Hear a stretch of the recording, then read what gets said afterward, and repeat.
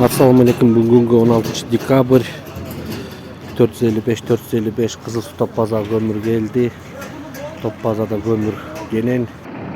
Топ база балык шары ипи Доктурбай уулу Бактыбай.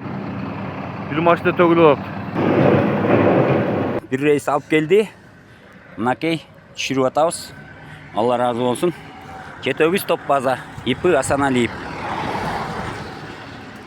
Так, топ база казарма. ИП Чеңгелов. 268. Ел төгүп атат. Темин топ базага бир машина келди.